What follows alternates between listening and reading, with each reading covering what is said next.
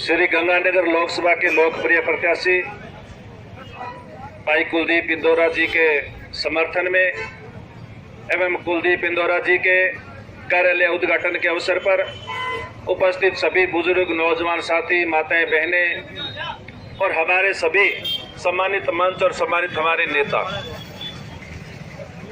पूरे देश के अंदर लोकसभा का चुनाव हमेशा से केंद्रीय नीतियों को लेकर के, केंद्र की सरकार की क्या दिशा होगी, क्या दशा होगी, इसको लेकर के चुनाव होते हैं। और पिछले 10 सालों में जो देश के हालात हैं वो आप सभी के सामने किस तरह से देश के हालात बिगड़े हुए हैं। इसलिए यह चुनाव कोई मामूली चुनाव नहीं है। यह चुनाव सिर्फ इस बात के लिए नहीं है कि कुलदीप इंदौरा चुनाव जीत जाएंगे, हम 2 किलोमीटर की सड़क ले लेंगे, एक खड़वंजा ले लेंगे या कहीं 5 लाख का कोई धर्मशाला में पैसा ले लेंगे। यह चुनाव इस बात का चुनाव है कि आज इस देश का संविधान खतरे में है। यह चुनाव इस बात का चुनाव है कि आज इस देश की आजादी खतरे में है। यह चुनाव इस बात का चुनाव है कि इस देश का किसान खतरे में है।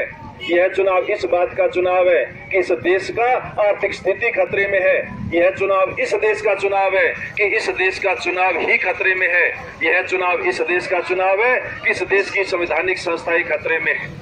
और पूरे देश का किसान दिल्ली जाकर जाना चाहता है, बार बार उनके सामने कीलें बिछाई जाती है, पानी की बौछारें छोड़ी जाती है और किस तरह से किसानों को दिल्ली जाने से रोका जाता है।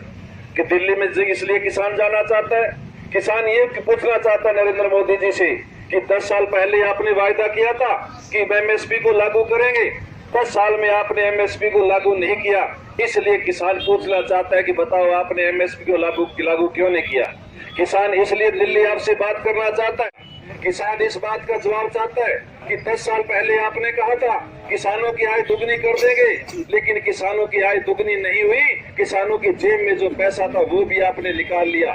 किसान इस बात को लेकर के आपसे बात करना चाहता है कि आपने कहा था काला धन वापस लेकर के आएंगे, लेकिन काला धन वापस लाने की बात तो छोड़ो, 10 साल में एक भी नाम आपने उजागर नहीं किया। और स्विस बैंकों के अंदर पीछे की बजाय 50 गुना काला धन में बढ़ोतरी हुई है। आपने कहा था कि रुपए के मुकाबले नेता बीजेपी ज्वाइन करता है और उसके बाद बीजेपी पर लगा हुआ आरोप बिल्कुल साफ होता है। एक ऐसी मशीन इनके पास है कि बीजेपी में जाओ और पाक साफ हो जाओ। ये साथियों पूरे देश की जनता समझ चुकी है। आज पूरे देश की जनता समझ चुकी है इस बात को।